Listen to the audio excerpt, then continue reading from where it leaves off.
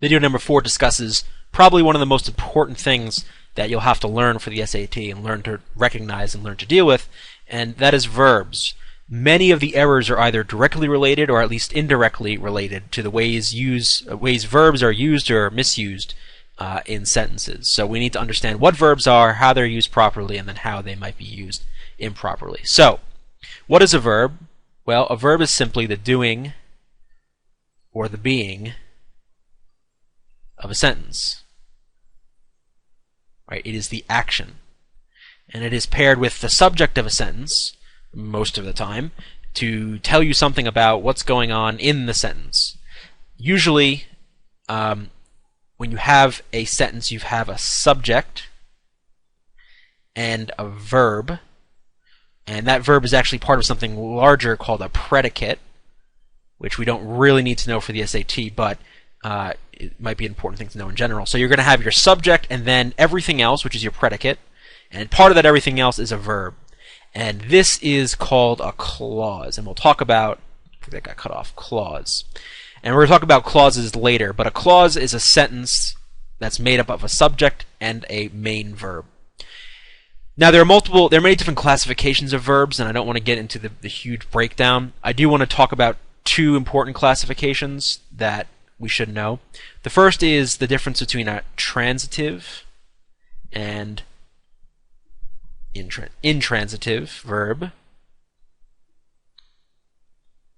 A transitive verb is one that must take an object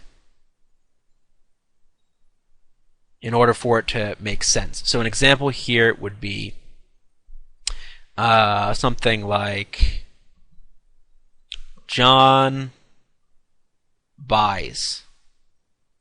Well, that's actually, you can think of cases where that would be. John hits. Well, John hits what, right? We need to have something here, some kind of object to know who or what John's hitting. That would be an example of a transitive verb. There's also intransitive verbs, which you might expect don't take objects. One example would be John walks. We don't need to have an object here, right? John doesn't walk, well, most of the time, let's just pretend John is walking himself right now. He's just walking around the street. We don't need an object here, right? It stands by itself fine. Now, as you can kind of tell from this example, a lot of verbs can be both transitive and intransitive, depending on how you use them. We could write here, John walks Pappy, where Pappy is his dog. In that case, walks would be a transitive verb. But in any event, verbs can either be transitive or intransitive, or very often both. And it's just about whether or not they need an object. Another classification would be between a finite verb and a non-finite verb.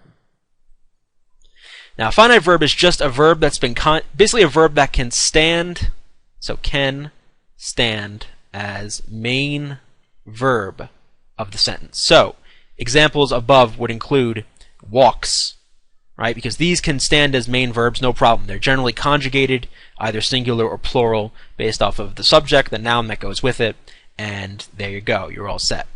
Now, verbs don't just have to be main verbs in the sentence, just like nouns don't just have to be subjects or doers of an action. Verbs can also take other forms, and these are called non-finite verbs. And these are verbs that generally can't stand as the main verbs.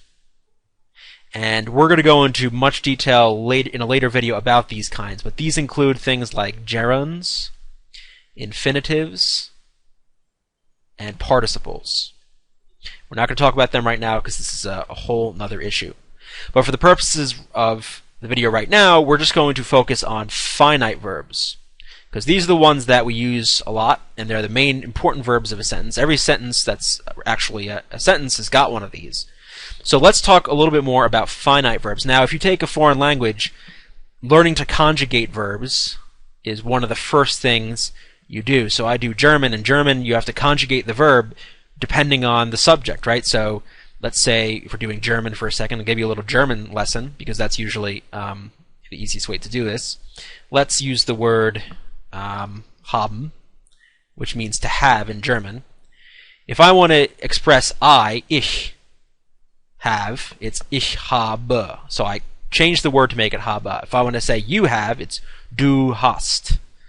If I want to say he or she or it has, it's going to be hot, and so on, right? And there's ones for wir, which is we, and sie, which is you, and sie, which is they, right? There's different endings for the verb.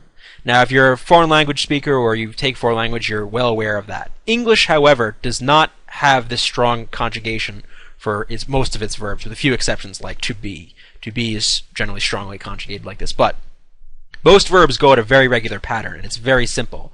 So let's take hit. I would be hit, and this is present tense. Right now we're just talking about present tense. I'm going to have an all separate video on tenses, which is coming up in video number 6. So, I hit, you hit, we hit, they hit. So for all these subjects, both singular and plural, it's just I, first person and second person singular. Put you here, you hit. It's going to be hit for first, second, and third person plural. It's just going to be hit as well. The only place where the conjugation changes is in third person singular for he, she, and it, and that becomes hits. So you can see the difference here between German and between English, where the conjugation in German is much more pronounced for each different noun kind, now person and type, whereas in English it only changes in this third person singular. And this is true for most English verbs. So it makes English easy in some ways, and you're going to see with subject-verb agreement it's going to be very critical. But in other ways, there are some other wrinkles to English. So English, for instance, relies on the position of words in a sentence. But let's not get into that. It's way beyond what we need to do. Basically, just remember that when we conjugate a verb in English, it really only changes in the third person singular, especially when we're talking about the past tense. That's pretty much all I have to say, I think, about verbs. At least for the basics. I'm going to talk much more about them in a little bit, specifically subject-verb agreement, tense, and so on. So there's much more to come, but this is the basics. So let's move on to subject-verb agreement, probably the most important error on the SAT.